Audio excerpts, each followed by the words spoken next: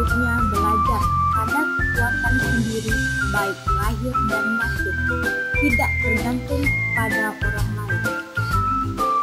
Nah, kemudian apa peran saya sebagai pendidik? Peran saya sebagai pendidik harus dapat menyelaraskan peran sebagai pendidik yang relevan dengan konteks murid di zaman sekarang. Kemudian topik yang kedua yaitu mendidik dan mengajar. Mendidik adalah menuntun segala kodrat yang ada pada murid agar mencapai kebahagiaan dan keselamatan sebagai manusia ataupun sebagai anggota masyarakat. Mengajar adalah proses pendidikan dalam memberi ilmu untuk kecakapan hidup anak secara lahir dan batin. Topik yang ketiga yaitu mendampingi murid yang butuh dan menunjukkan.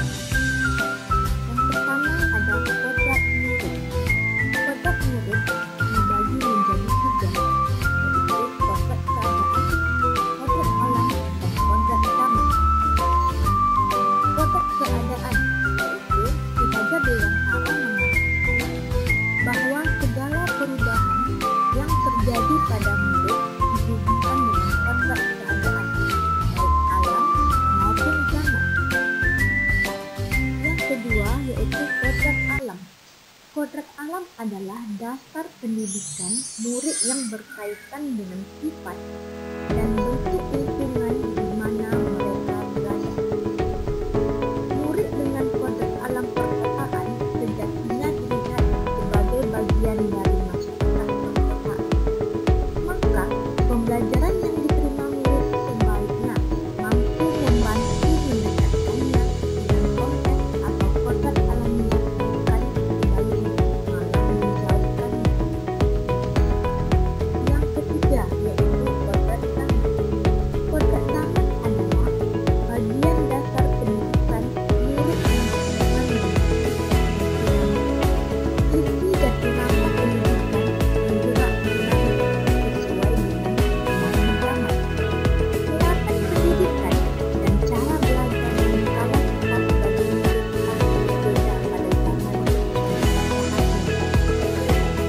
Pendidikan setelah masa kemerdekaan tentu juga berbeda dengan pendidikan pada abad sekarang. Maka, kita sebagai pendidik bertugas beradaptasi terhadap kodrat zaman untuk membantu murid mencapai selamat dunia. Yang kedua yaitu tentang azas Freeport. Azas tersebut dinamakan dengan azas Freeport karena terdiri atas tiga azas yang berawalan kon, yaitu kontinu, konvergen, dan konsensus. Baik, yang pertama yaitu azas kontinu atau kontinuitas. Artinya, pengembangan yang dilakukan harus berkesinambungan, dilakukan secara terus-menerus dengan perencanaan yang baik. Suatu kondisi yang baik tidak mungkin dapat tercapai dalam sekali waktu seperti berjalan silat. Dengan perencanaan tersebut, maka suatu tahap dilanjutkan oleh tahap berikutnya dengan melalui evaluasi dan penerapan tepat. Pengembangan yang sifatnya tiba-tiba untuk kemudian hilang memakan waktu, setelahnya kita akan melakukan perubahan yang akan dirasakan. Intinya di sini tidak melupakan akar dari nilai budaya. Yang kedua ada konvergensi. Artinya, pengembangan yang dilakukan dapat mengambil dari berbagai sumber di luar, bahkan dari praktik pendidikan di luar negeri. Seperti yang dilakukan oleh Ki Hajar ketika mempelajari berbagai praktik pendidikan dunia, misalnya Maria Montessori dan lain sebagainya. Praktik-praktik tersebut dapat kita pelajari untuk nantinya disesuaikan dengan kebutuhan yang kita miliki sendiri. Saat ini, teknologi informasi telah sedemikian canggih sehingga guru atau kepala sekolah dapat mempelajari berbagai kemajuan pendidikan dari mana saja dan kapan saja. Intinya di sini pendidikan harus memanusiakan manusia. Kemudian yang ketiga ada konsensus. yang artinya pengembangan pendidikan yang dilakukan harus tetap berdasarkan kepribadian kita sendiri. Tujuan utama pendidikan adalah menuntun tumbuh kembang anak secara maksimal sesuai dengan karakter dan kebudayaannya sendiri. Oleh karena itu, Ki Hajar Dewantara menganjurkan kita untuk mempelajari kemajuan bangsa lain. Namun, tetap semua itu ditempatkan secara konsensus dengan karakter budaya kita sebagai siswa.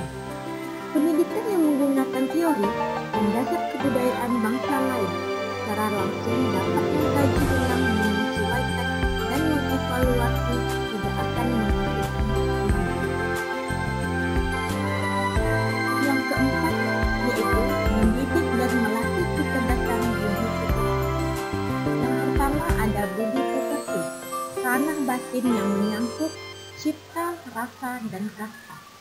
Yang kedua ada teori konvergensi, transformasi pendidikan yang mengarahkan murid dapat berinteraksi dengan budaya lain tanpa kehilangan jati diri. Dan yang terakhir, pendidikan yang mengantarkan keselamatan dan kebahagiaan. Tujuan akhir dari seluruh pendidikan kebahagiaan murid hanya dapat dipenuhi dengan memahami peran guru sebagai sistem anak. Murid generasi natif digital hidup di era kemajuan yang mengharuskan guru menjadi pendidik yang adaptif, inovatif, reflektif, dan